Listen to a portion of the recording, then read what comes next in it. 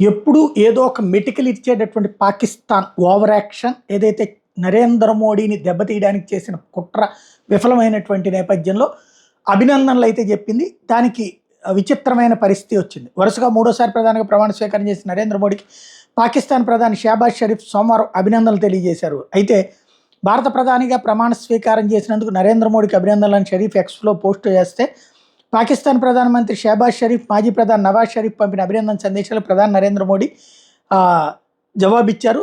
సామాజిక మాధ్యమం ఎక్స్ వేదికగా వాళ్ళకి ధన్యవాదాలు చెప్పారు.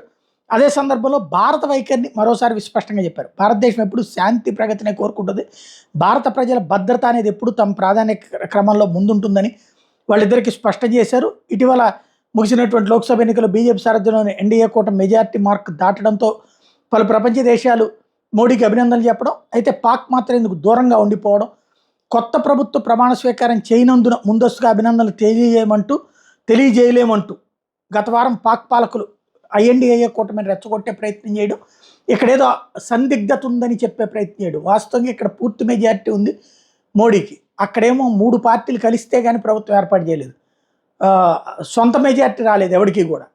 అట్లాంటి స్థితిలో వాళ్ళు ఇక్కడ నాటకాలు ఆడుతూ వచ్చారు.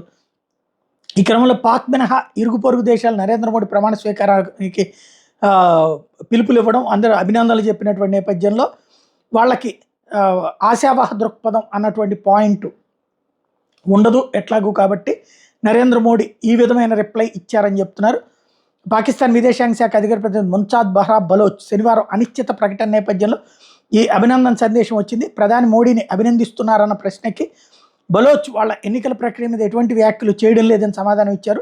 ఏదైతే నరేంద్ర మోడీ షాకింగ్ ట్రీట్మెంట్ తర్వాత కొత్త భారత ప్రభుత్వం అధికారిక ప్రమాణ స్వీకారం చేయనందునే అభినందన సందేశాల మీద చర్చించడం తొందరపాటు అవుతుందని ఆమె చెప్పినటువంటి నేపథ్యంలో మోడీ ఘాటుగా రిప్లై ఇచ్చారన్నమాట.